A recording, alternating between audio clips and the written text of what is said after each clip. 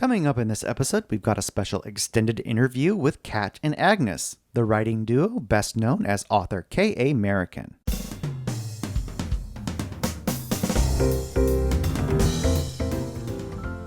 Welcome to episode 322 of the Big Gay Fiction Podcast, the show for avid readers and passionate fans of gay romance fiction.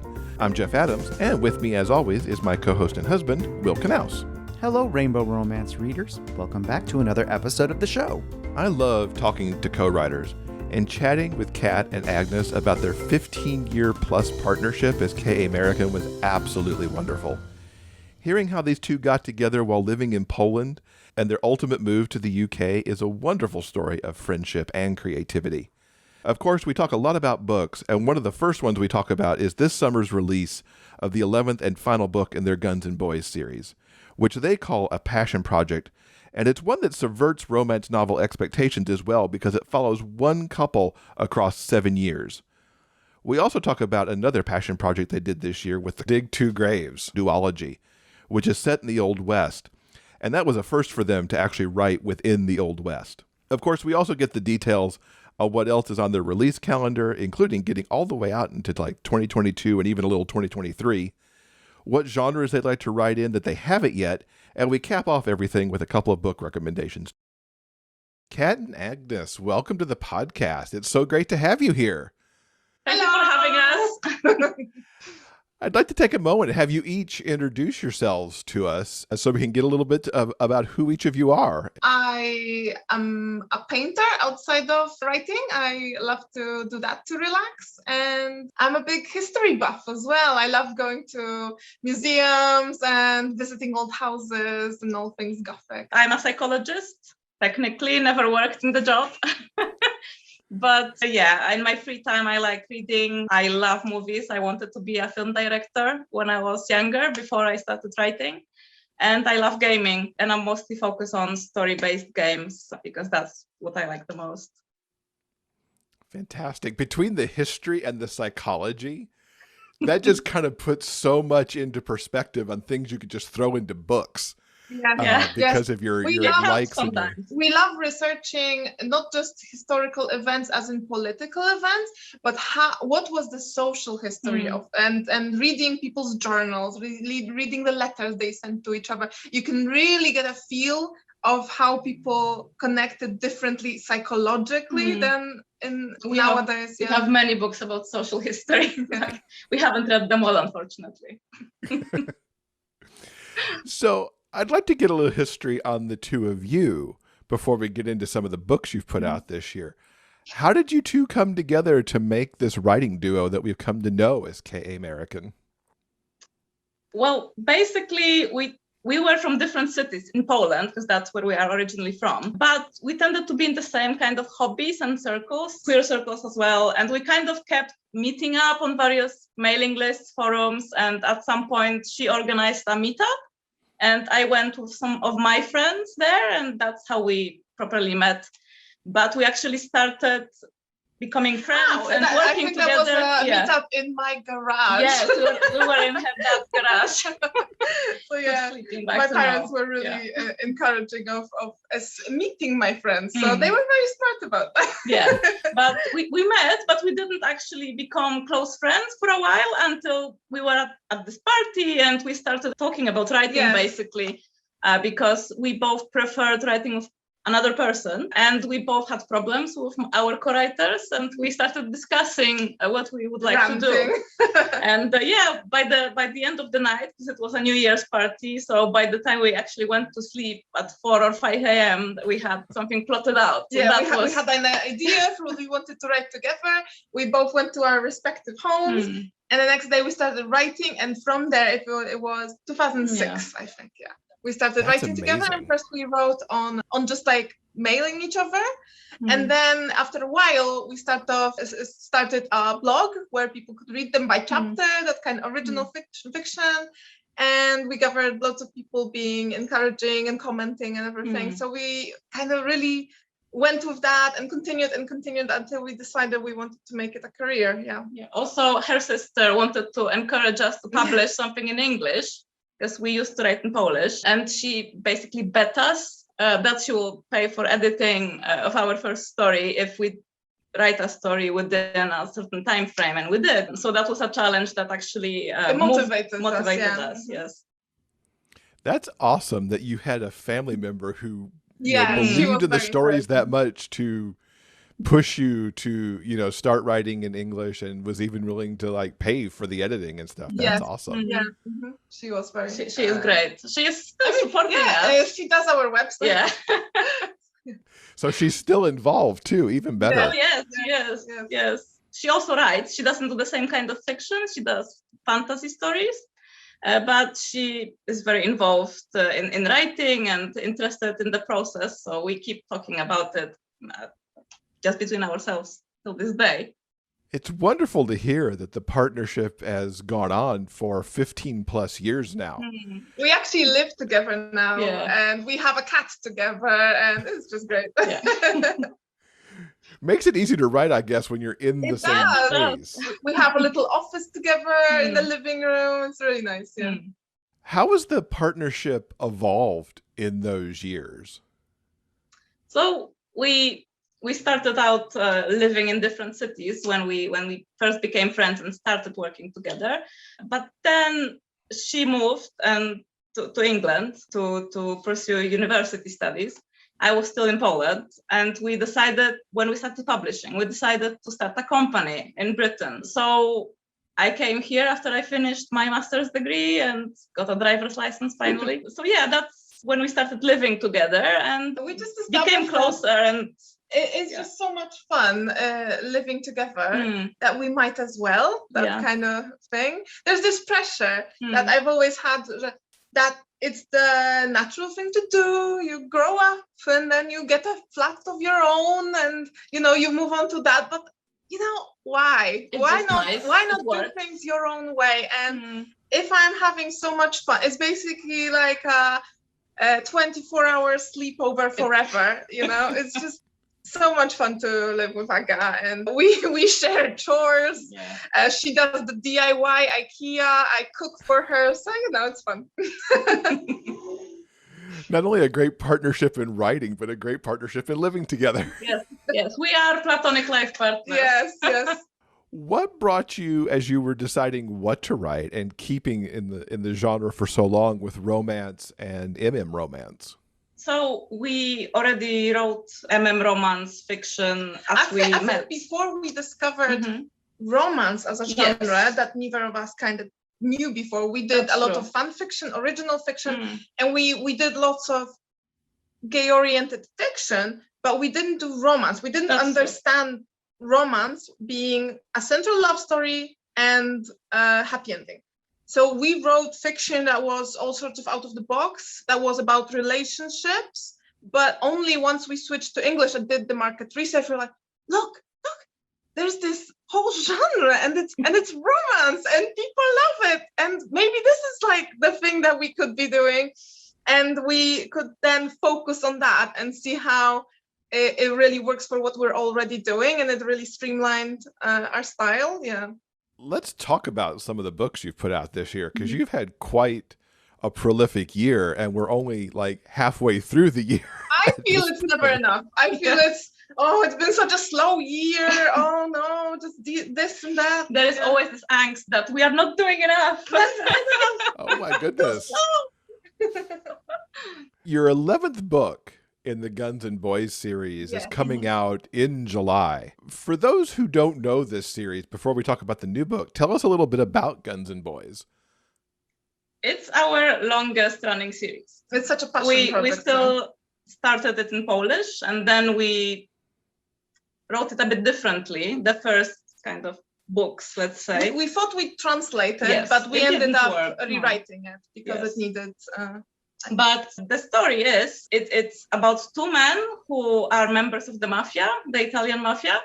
And one of them is the boss's son, who doesn't really want to get involved. And the other one is assassin, a very prolific one. And he's an extremely toxic person. And things happen, and they end up having to run from the organization. And the whole story throughout the books is them on the run and the relationship developing the relationship and going through the motions of certain issues. In each book, there's like a new thing that challenges their relationship. So it's not like they get together in book one and then it's all just fighting the outside world. Each book has a lot of internal conflict all the way as they build their relationship. So it's something really special to us because you rarely get so much time with one couple to really put them through the ringer. And from the start, the story is very dark. There's a lot of toxicity in the relationship. There's violence, there's things like that. And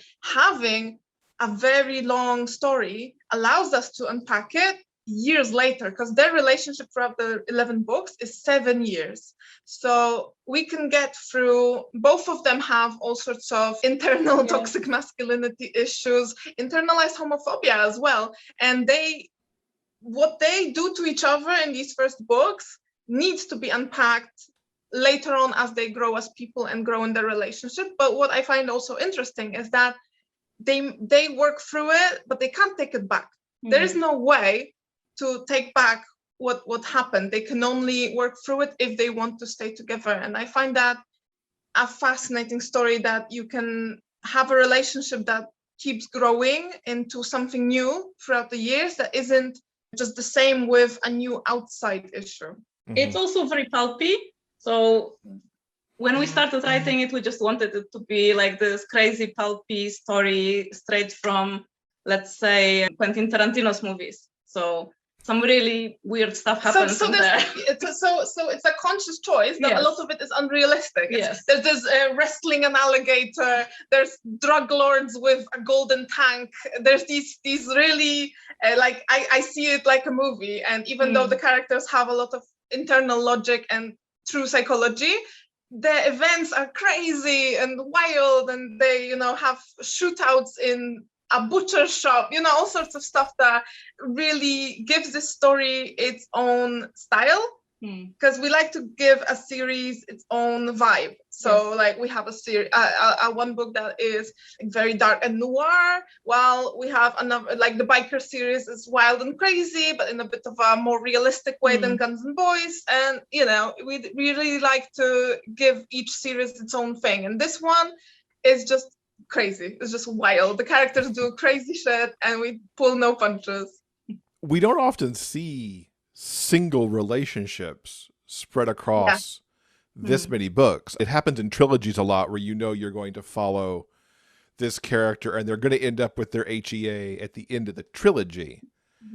I've seen some that have gone on for 6-ish books before folks really get settled, and those are tight timeline books too, whereas you're talking about 11 books in a 7-year timeline. What are the challenges in subverting expectations a little bit, where each book in a series is a different couple or things like that, as you continue to spread this story out? It's complicated. It's always, whenever we were supposed to write a new Guns and Boys book, there was this tension, because you need to remember everything that happened in all those previous books. And then you still make mistakes, and you notice them when you re-edit, and you have to change things up. So it has lots of challenges. But also every time you need to think about another way to challenge the characters and the relationships, so that it doesn't feel stale. Because obviously you can have, say, a series about two guys who, solve crimes, and they are in a relationship throughout. But then the story is focused on the crimes. Not on the romantic tension. And we wanted to keep them changing, because they've been such terrible people at the beginning, especially one of them, that's the story. That's him, his growth, and the other characters' growth with him is just a fascinating bit, and each book kind of builds on that. Yes, but we could just do it gradually this way. Sadly, there's also the challenge that with each book in an 11 series, the sales fall off, and it's really hard and really heartbreaking, because the story needs to go on for this or that reason, and it has these diehard fans who really get you.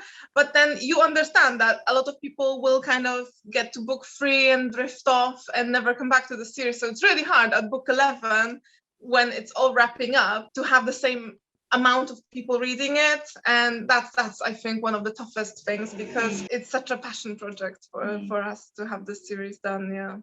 Is 11 going to be the end, or is there still more?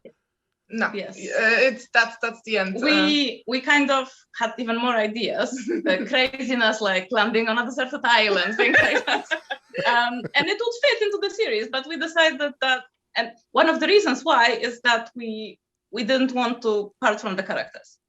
But and in the end decided that there is no point in prolonging the series because we want to give. Looking at the plot, yes, we saw that. Yes, it would be too indulgent, and we just wanted to keep the story good so that every book really has an intense storyline. Yes, yes, so that it's not watered down. And I think 11 is a good number for those two. They had a lot of issues to work through, but it's incredibly satisfying when you get to this from this tumultuous relationship, and they go through lots of terrible things throughout the years to get them to this last book, and you still have all sorts of conflict, but they work together, and to see them finally work together and do things like consult each other, not like in the past when one of them would just do whatever they think they is right and lie to the other and things like that, or do stuff behind their back. It's really nice to see them work together, understand each other, or sometimes without words, because they have so much history, and it's the history that the reader has seen, and that's I think so different than showing, okay, I'm gonna write about an established couple and I'm going to tell you what they've done in the last 20 years. To actually be there as it happened, it's an emotional experience that you go through with the characters that cannot happen unless you've been through so much with them. Yeah. Congratulations on wrapping up something that has I'm gone really on proud of it. Thank for you. so long. Yes. Did you know it was going to be 11 so that you kind of knew where the stop point was? No. That's amazing. We had an end goal plot-wise. We had certain things that are set. That's another fun thing. You can set up things in book 1, book 2 that only get revealed in book 9, and I instantly anticipate that the readers will go like, oh no, I've seen it. It's gonna. I saw it come. I could never really imagine where it's gonna go. Yeah. There is also the biggest villain of the series who appears in book 1.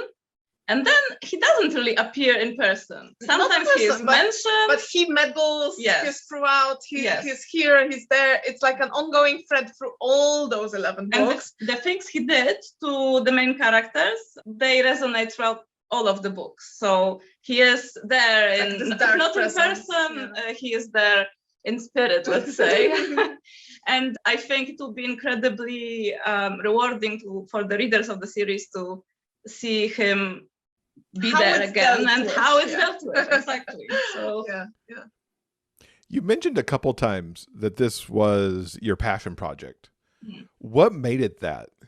I mean, obviously we are passionate about all our books, but there are some that are more special than others. And I think one of the reasons why this is true for Guns and Boys is because we truly live through those characters. I mean, we are very normal people in the sense that we like to have a chat, go on a walk, go to the cafe, and we don't flirt with danger in real life. So this story, we can live vicariously through all those crazy things that those characters do. And because this is so long, I truly feel like, for example, Domenico, the main character, is almost my alter ego, my evil alter ego. Yes. If I'm hungry, I'm making him eat sweets, for example, or if I'm angry, I will make him more angry when I write.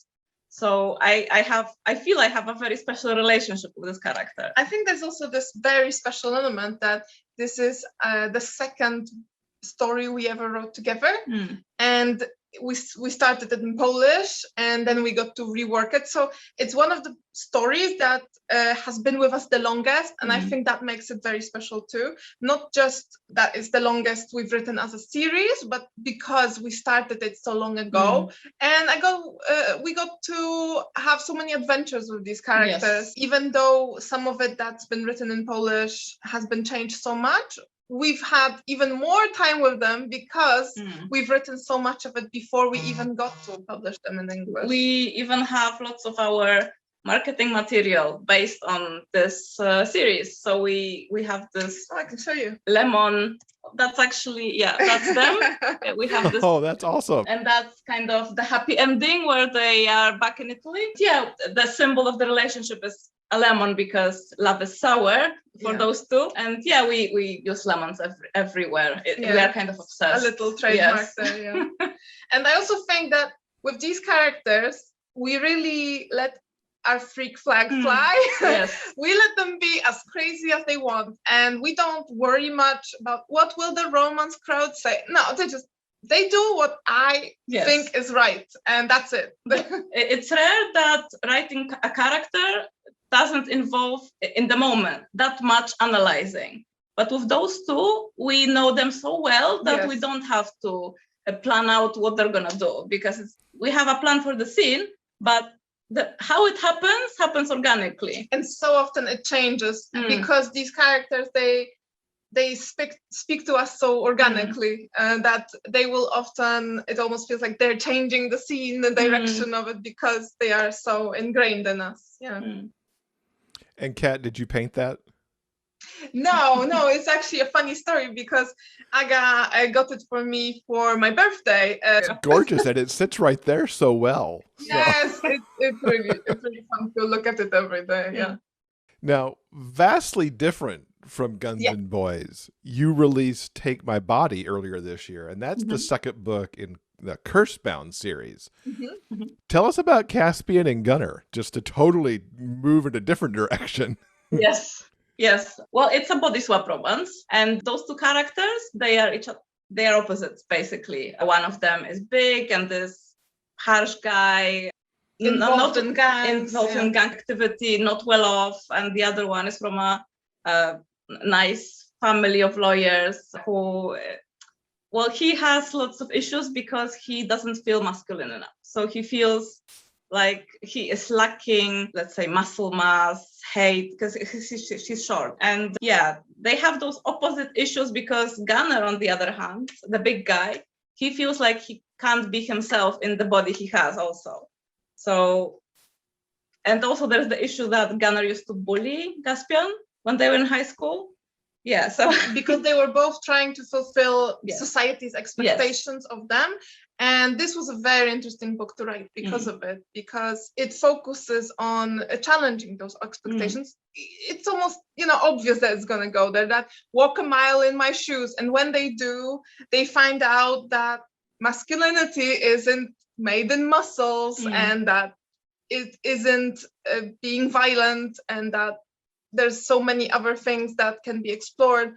And then Gunnar finds out that, well, he doesn't need a small body to feel sensitive and to show his vulnerability to others. And we get to explore that. I won't obviously spoil how it ends because you might be surprised.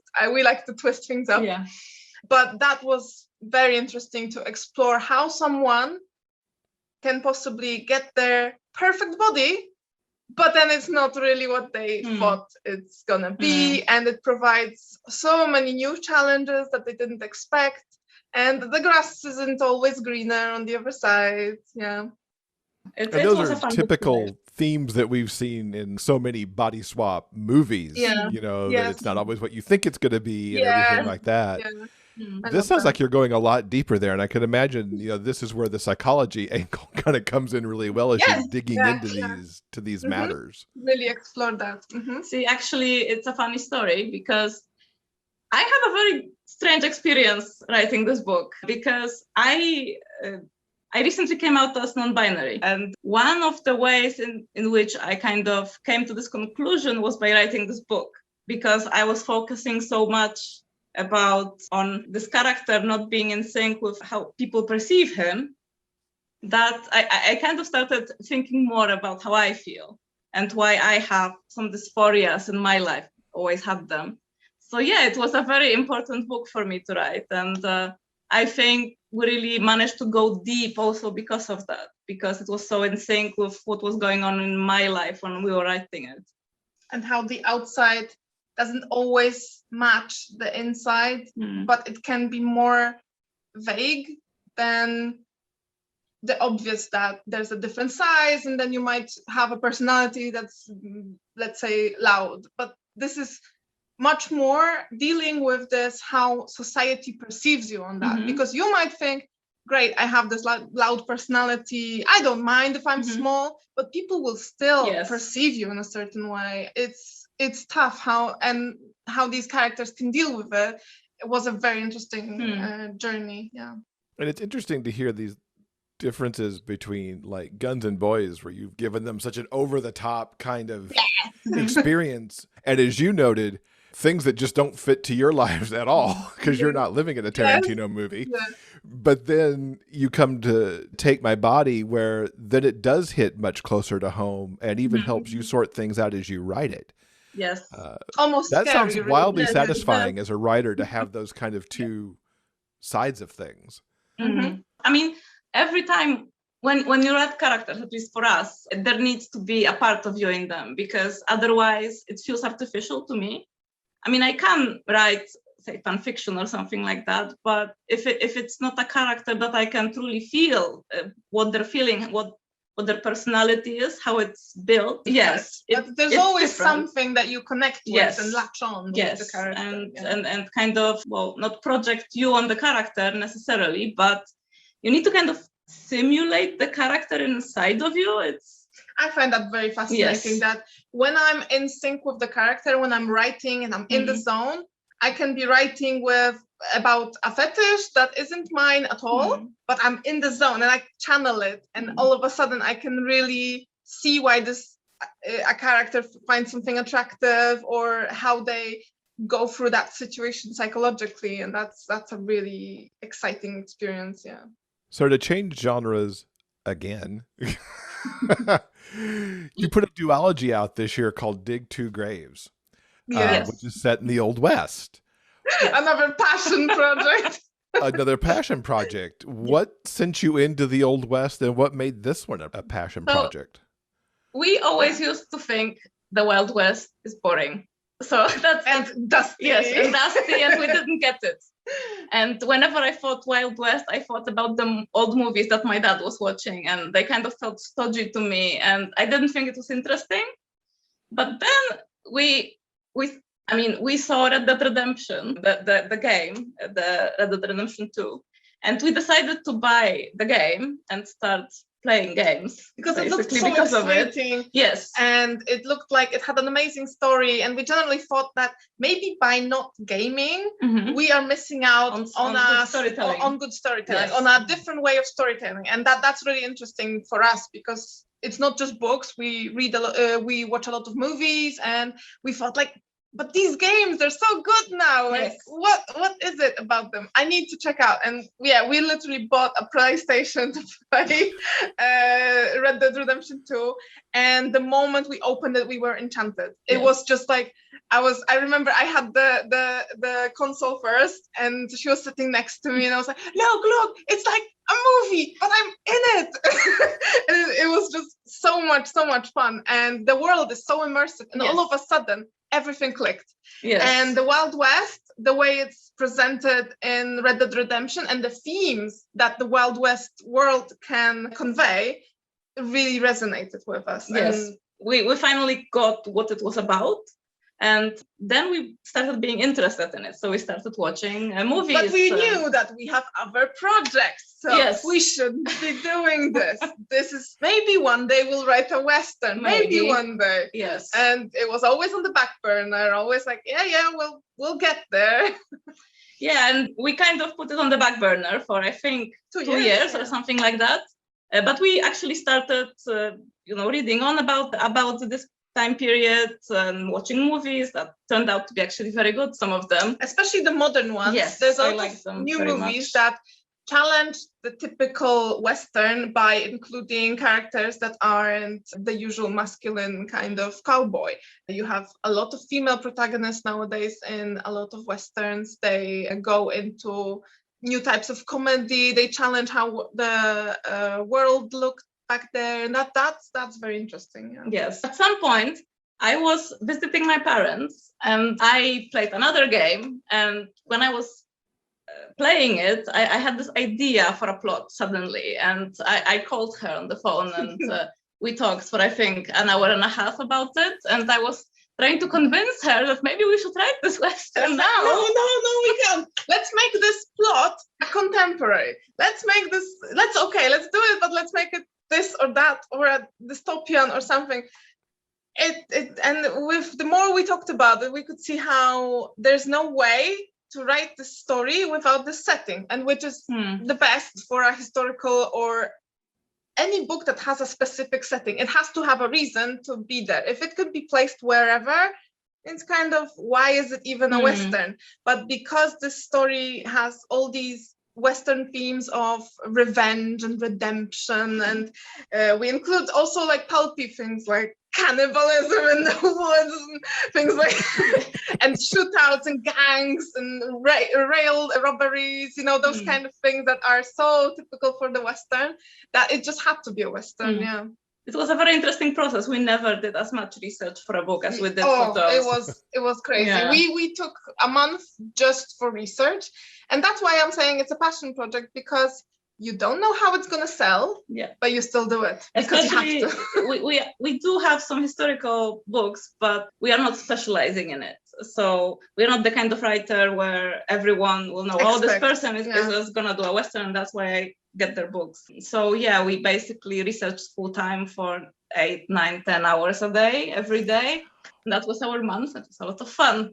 But also, I think the good thing about it going with our brand as sorts is that even though it's a historical novel, it's gritty, it's dark, it's got gang violence, the characters are criminals. I feel like we did manage to draw in all our usual audience, and we're extremely proud of those books because they are just so dramatic and again, the relationship spans 7 years in these 2 books. So it takes you on an amazing journey with these characters. I won't lie, I'm really happy when people tell me they cried reading. Mission accomplished. Yes. Mission accomplished. Tell us a little bit about the characters that we find in Dig Two Graves, and whatever you can hint about the journey that they're actually going on. So the main character, because there is 2 books, and each one is a single POV. So the first one is from the one character's POV, and the other from the second character's POV. And the main character and the POV character of the first book is Ned, who is, a farm boy. He is a farm boy at his uncle's farm or ranch. And he gets this ultimatum that he has to leave for reasons. And he happens to meet this guy when he goes to get drunk and gamble because he's so angry. Last of his money. And the guy is Cole. And they hit it off. They have great chemistry, let's say. He has no idea that he's interested in men. He is completely... And that's the fun thing that had to be a Western, because we researched so much about the sexuality in those times and the psychology of how people connected with each other. And for him, it made sense. That's why it had to be at least a historical, because it made sense for him to live his life and not really understand or be aware that he even had an option of a different sexuality. And nowadays, he'd go on the internet and he'd find things. So he'll be aware that this happens. Yes. Basically. Yes, at least that. Even if he thought, no, not me, he'd be aware of this. Let us have a very slow growth of a character getting to know himself. But the main theme there is that years ago, Ned's parents were murdered by a gang in the mountains when he was a child. He saw some terrible things, more terrible things happened, and that's how he ended up at his uncle's. And then when he meets Cole, it turns out that Cole is a member of the same gang. So that the gang is still roaming, he can still find them, because, the country was really big, so he kind of just thought he'd never see them or find them again when he grew up.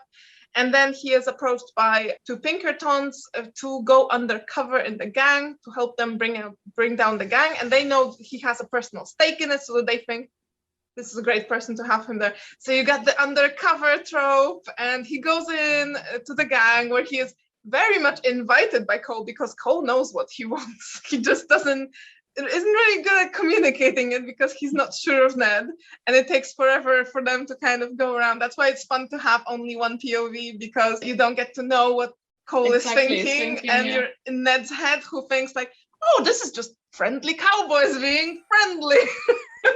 So it's just really fun. I think it was the first book in a very long time that we wrote in only one POV, because we usually do dual POV, and that was really fun. It's really inspired us to do more of that. But for the Western element, it was so exciting to just put them in this wilderness and put Ned, this innocent guy, on a journey. But also obviously of a fall as a moral failure, because he is undercover, but he can't keep his hands clean if he's within this gang. So he will do things that he doesn't want to do and keep excusing himself because it's for the higher purpose. And step by step, you get to be with him. And I cannot spoil it, so I won't say how it goes in the first book, but you do, have this descent, and it's never something that he wants to do, but he doesn't even notice how he ends up in the place he does at the end of the book, and everything is broken. Yeah, and Cole it's this charming character who is an anti-hero, essentially. He is not one of the guys who killed his parents, but he was a child back then. Yes. And the connection that they have that he doesn't even know about, and I'm saying this because this is in the first chapters. When the gang was attacking his family, he was still a child. He came around to bring them things from a pantry where Ned was hiding, and they met each other's eyes. No one said anything, and he didn't tell the gang that there was someone else in the house. And and Ned remembered that, so he has this visceral connection with this man, and he remembers his eyes, and it's very romantic. Yes, he's a bit crazy, and very extravagant, wild. So they have very different personalities, and things develop very slowly, but I think it's very satisfying in the end. Yeah, to see a progress of characters. Yeah. You run across so many subgenres. Just in this interview, we've talked about some contemporary, gritty, and paranormal, and Western, Old West, not just Western, but Old West. Yeah. There's a lot of focus in that dark, kind of dirty, kind of dangerous area. What attracts you to that side to write so many of the stories? I think it's the same what attracts people to horror. So you want to experience danger from the safety of your sofa or from the safety of the seat in the cinema. And I think it's the same thing, because I get very excited when I read or watch or write scenes that are very dangerous, very brutal, very visceral. But this is something I don't ever want to have anything to do with. So it's a way for me to get this excitement without actually being involved. It relaxes me. I am never relaxed by, say, fluffy books. I just don't get them very much, let's say. I think maybe when people have a stressful day as a surgeon and they come back home and they just want to chill, maybe they want to, tone down the level of their adrenaline. But for me, this is extremely it's exciting, like watching a thriller. Like a roller coaster. Yes, and I think there's also the element of exploring that psychological dark side, and how you can twist things around, how a relationship can, even like Guns and Boys, like how can it go from terrible to something that grows and still makes sense? Because sometimes I will read books that are dark romances that just are, torturous and terrible, and I don't really get that psychological understanding of how these characters ended. When did that switch happen? Sometimes it's too quickly, and I like prolonging it and seeing how the characters grow. Again, just like in the Western, that you don't even understand when, but it's happened, and they are on a different level. You put them through different challenges together, and it's fascinating to see. I know, like you put them in extreme situations. Again, people in extreme situations are very interesting to watch. They do things sometimes, and they will do things that you will not get to see in a contemporary, because they're just nice, normal people. Why would they do X, Y, Z? But if you put people in an in extreme situations, like someone witnessing a murder or getting, shot at, they will have to change their life completely. And how they react tells you everything about that person. Even if they do something they regret, that will also tell you something about them. And just delving into that psychology of characters in dark situations, I find it super exciting and fun. Yeah. You do flip over to sweeter stories. Sometimes. What changes for you to end up and tell a sweeter story? Is it to give yourselves a break, or because there's a certain thing that only needs to be told as a sweeter story? Yes. A lot of the time, those darker books are intense. So we are sometimes tired and need a palate cleanser, let's say. And usually we end up going with something that's comedy. And usually when the story is sweet, the characters need to be freaks in bed or something like that. Yes. Something strange must still be happening. I mean, strange. Let's say out of the ordinary must be still happening, because otherwise it wouldn't be something I want to write. But sometimes we just want to write a wacky story that's a bit lighter in tone. I think wacky is the right word for it. Like, if it's not dark, it has to have some other crazy stuff going on. Like, we have this one called Hipster Brothel, and it's about a guy who just came out of a relationship, and it's basically quite a fluffy story of friends to lovers, because he has a friend who's been hanging out with him, and basically his ex dumped him because, like, he was saying, you're hanging out with this guy too much, and I just can't be the third wheel in your friendship, whatever this might be. And he decides to prove to his ex that he's adventurous. He's adventurous. He can be crazy. He's not boring. Why would he be dumped like this? And he decides to start unique, one-of-a-kind experience where he will basically sell himself for a lumberjack experience, where you come over and to his like wagon in the woods, because he's a total hipster. It's like, that's the kind of and it makes no sense. It makes no sense. It's wild. And he makes so many mistakes because the idea is bad. He's very cute and very emotional. He's this big guy, and his friend loves him being sweet, and he is trying to put himself in this position where he will prove that he can be wild and crazy and do things. He doesn't need feelings. Yes. Yeah. And writing that whole element of inputting all those hipster things in the book, like the lumber sexual experience, and that he loves matcha donuts and things like, and makes his own jams and things like that. That's like the fun element of that. There's nothing dark about this book, but it's crazy because the characters do extreme things. I think, again, even though they're kind of regular citizen, they are trying to do something that is out of the norm, and that really pushes them outside and makes them interesting to us. I think we also write about a lot of types like punks or rebels or goth characters, and that comes from us being not like in the alternative scene in one way or another, and having those experiences from like our teenage years as well. So we best connect with rebels of all sorts, and I think that comes across in the funnier books as well. I love how you take that. Sweeter is not even the right word. It's more like wacky, like you said. Yes, exactly. You've written across so many genres. Is there some genre that you want to dive into yet that you haven't quite figured out the right situation for? Yes. We want to write a book about vampires. So we've talked about it for a long time, but there never has been a good enough project, let's say. And now we're kind of thinking that next year because we're going to be done with Guns and Boys.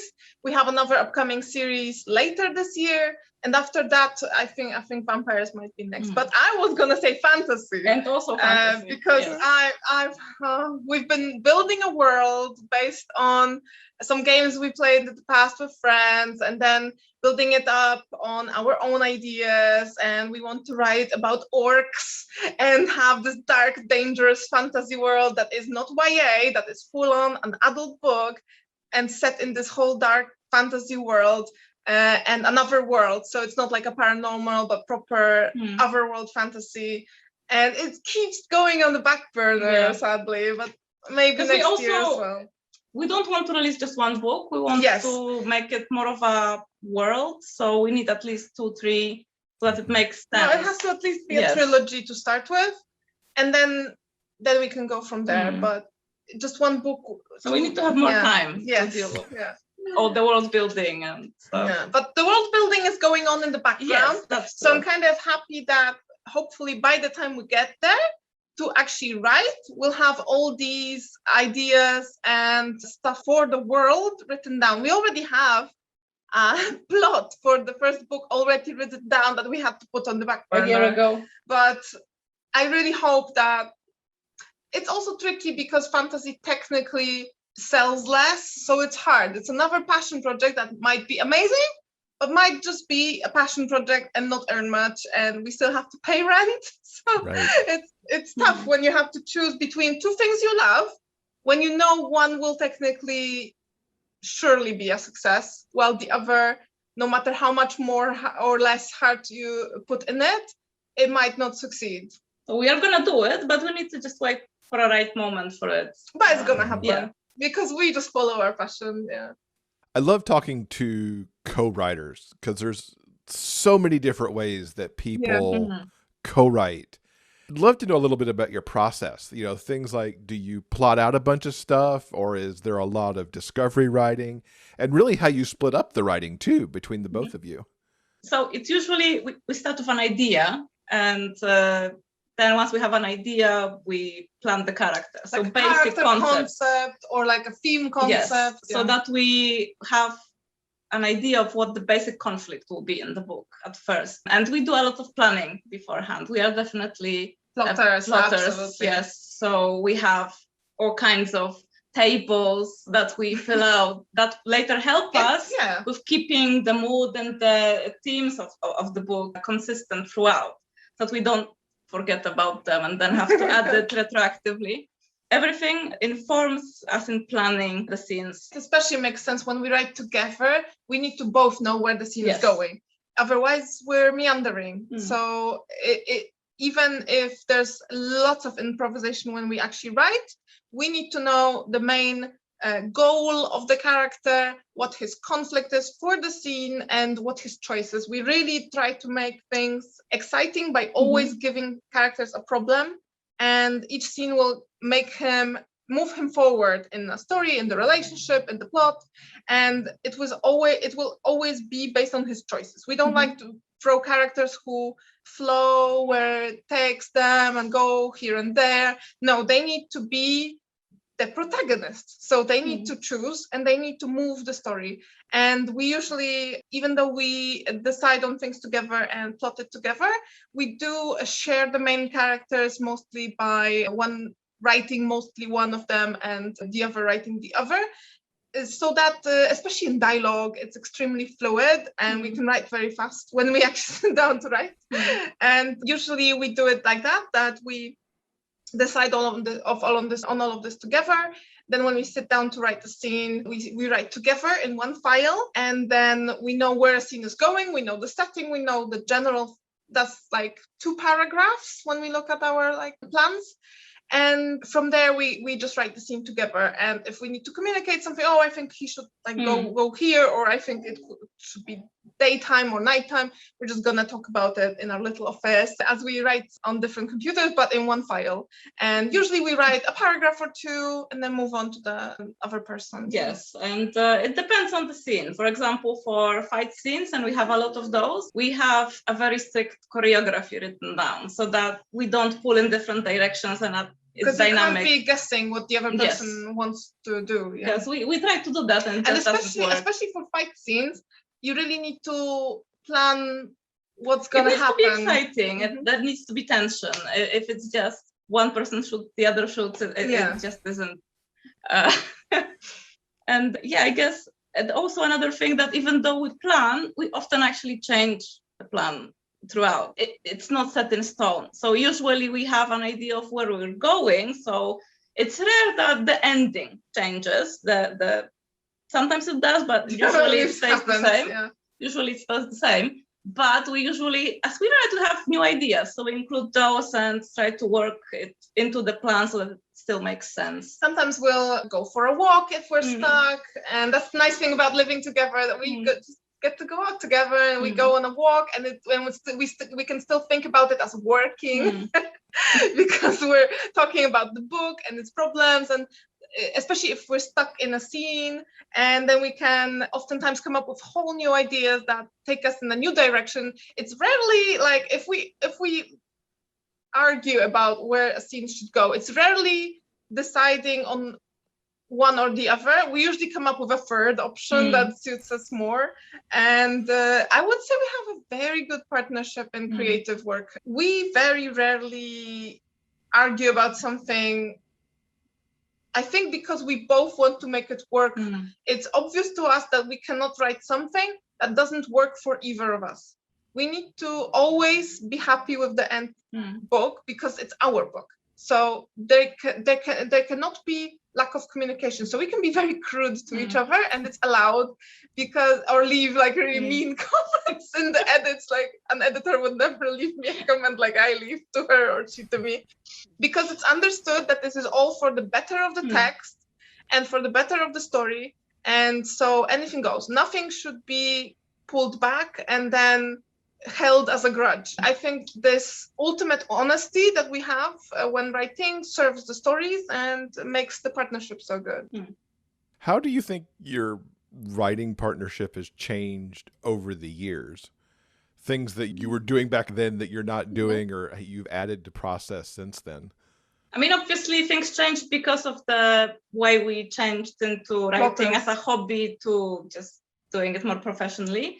Also, we used to just write spontaneously, let's say, and the stories were we decided to write more concisely so that each scene actually brings something to the story. So I think another thing that's changed, we have more ease with writing the other person's character. Yes. Now we kind of understand it more as a story we write together. So if I have a very good idea for I think a line of dialogue that I think works for character, I'll just write a paragraph more, and usually it's accepted and there's no problem. Whereas it used to be very role play, very like, this is my character, this is your character, and you don't get to interfere even as a suggestion. So I think that's changed a lot, and it serves the stories. I think we've grown so much thanks to that attitude. Yeah. And we also try to learn more about the writing as a craft, both of us. So we usually, each one brings something to the table and we discuss it, and we go to some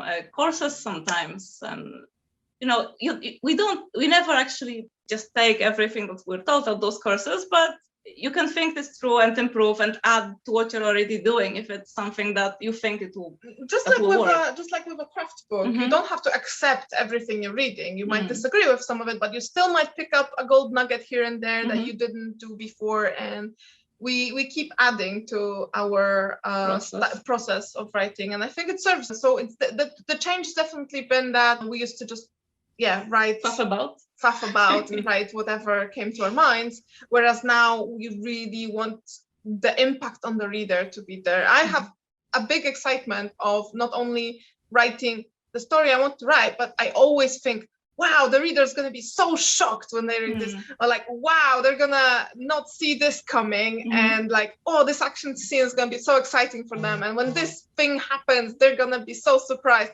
I love that. I feel like sharing a story is more than just writing your own magnum opus for yourself and look at me, I'm so great. It's about providing an experience for someone else, and I love to do that. I feel like I'm an entertainer that way. I love that perception that you're an entertainer and you're providing this experience to someone else.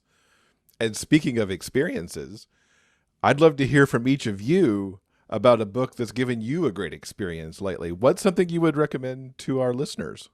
I'll go first. I just read, I think 2 months ago or something like that, a Western book, a contemporary one. After we finished the Western, I was still so entrenched in it. I was just looking for more Western stories, and I actually found a contemporary. It's called Down Low by Parker St. John. And it's about this bull rider at the end of his career coming back to his hometown where he lost his love. And now 10 years later, he gets to meet him again. and then the guy is a sheriff, and they have to reconcile over all the bad things that happened back then. But what I really loved about it is that it had this amazing sense of place. Like you could really feel that this author hasn't just lumped it in a random Western town and, oh yeah, they're cowboys. She wrote about the bull riding aspect in a way that I understood it. I know nothing about it. And now I feel like, oh yeah, I know about it. I know what's going on, and I know what he's feeling, and I know what happens in a ring. And a book with this kind of sense of space, while also giving this very intense romance, again, that spanned from their teenage years, was a very, very satisfying experience. Yeah, it was a good one. I read it too. And I'm currently reading a non-fiction book that it has a very long title, so I need to read it. It's Monsieur Deon is a Woman, A Tale of Political Intrigue and Sexual Masquerade by Gary Cates. And it's a biographical analysis of Chevalier Deon, who was a spy for the French court in Russia, for example. And they were cross-dressing, let's say, up until a point where Louis XVI told them to just wear women's clothes. They were also a very good fencer, and basically they were great in all those manly pursuits. Was there a movie inspired by this? Possibly. There was an anime series for sure inspired by it. Okay. But this person lived the rest of their life as a woman, and when they died, it was discovered that physically they were male. And it's a fascinating life, because the whole book is about how the society perceived them, how they perceive themselves, because there is memoirs that have been translated. Letters? Yeah. Yes, and letters on how... And that's the social aspect of it, that you can learn how those people really thought of it, not just what you saw in the law. That's another interesting aspect of this kind of historical research. There is one thing that might be said in the law, just like in the Western times, there would be a law that, for example, would punish this or that activity. But if no one cared and no one paid attention and people were permissive, it would be a completely different experience. Yeah. So it's a fascinating person from history. They were decorated with some medals for their service to the country, and very fascinating life. And I'm currently reading this one, and it's really good. So if that's of interest. That sounds really fascinating. Thank you for sharing both of those books. I have to put those both on my TBR. Very different. Yes. Very different. We've talked a little bit about vampires and fantasy, maybe coming 2022, somewhere in the future. You mentioned a new series that you're going to start later this year. Can you tease us more about that and what else might be coming in the remainder of 2021? Oh yes, we're very excited about this one, and it's been a long time coming. A 7-book series, but this one will be each about a different couple. It's going to be a spin-off of our Kings of Hell MC series, which was first published in 2017. That has 5 books, and it's a paranormal setting with a biker club that is in an old insane asylum on the grounds of a place that's been there for centuries. And so there's all sorts of diabolical shenanigans and deals with the devil. And I won't go into spoilers of how it happens, but basically the spin-off series is about the 7 children that happen at the end of that series. And the series will be called 7 Deadly Sons. And it will, because they are partially demonic, each of them will have a magical flaw based in one of the 7 deadly sins. And it will be also a biker club series, because they will be entrenched in that kind of reality and within that. So in a way, more like a superhero, this will be super disabilities. It will be more like a horror because of that. So each book, they will each character has to deal with this magical problem or power that is actually influencing them negatively. Even if it gives them some bonuses, they might have to find a way to work around them, and each based in one of the 7 deadly sins. So and it will also span many years. That it's not going to be like 7 of them and each of them having a romance every 2 months. It's gonna be like different times of their lives. First starting when they're younger, and then going all the way to the son that finds their partner at the later time. So yeah, we are very excited because we've had this idea for a while, and the concepts changed so many times, but I think now we have very good ideas for those books, and we're super excited to write it finally. So after we finish Guns and Boys, we'll get to delve into that, and we want to write them one after the other. So hopefully not to spend the next 10 years writing them, but to actually write one after the other, and hopefully get the attention of follow-up readers that way. Yeah. Can't wait to see that start to come out. Yeah. What is the best way for everyone to keep up with you online, to know when this new series comes out and any other news you've got? I think it's best to follow us on Facebook, to be honest. We have our Facebook group. It's called the Merikan Playroom. And we have many active readers there who share all kinds of discussions about the books. But if you just want the new releases, you can sign up to our newsletter. It's on our website, kamerikan.com. And there's a tag for newsletter there. And I do not write as often as I would like, but I always write when there's a new release. So if someone just wants the new releases and have no clutter, they'll always get an email if they sign up there. Yeah, but if someone wants more engagement, then the Facebook group is great. Perfect. We will put the links to the Facebook group, the newsletter, all the books that we've talked about in our show notes so people can easily find all that. Great. Kat and Agnes, it has been so amazing talking to both of you. I'm so glad you were able to come to the show. Thank you so much. This episode's transcript has been brought to you by our community on Patreon. If you'd like to read the conversation for yourself, simply head on over to the show notes page for this episode at biggayfictionpodcast.com. And don't forget, the show notes page also has links to everything that we've talked about in this episode. And thanks again to Kat and Agnes for spending so much time with us. They had such a terrific origin story, and it's really wonderful to hear how they keep going strong after all these years, telling the stories they want to tell while finding new inspiration for stories. Like they mentioned, playing video games and playing Red Dead Redemption turned into the Old West duology. All right, everyone. I think that'll do it for now. Coming up on Monday in episode 323, we welcome author KJ Charles to talk to us about the recently released third book in the Will Darling Adventures series. We took our first dive into the world of KJ Charles earlier this year with An Unseen Attraction, and I've recently read the first book in the Will Darling series, so I am super excited to chat with KJ. Thank you so much for listening. Until next time, stay strong, be safe, and above all else, keep turning those pages and keep reading. Big Gay Fiction Podcast is part of the Frolic Podcast Network. Find more shows you'll love at frolic.media/podcasts. Production assistance by Tyson Greenan. Original theme music by Daryl Banner.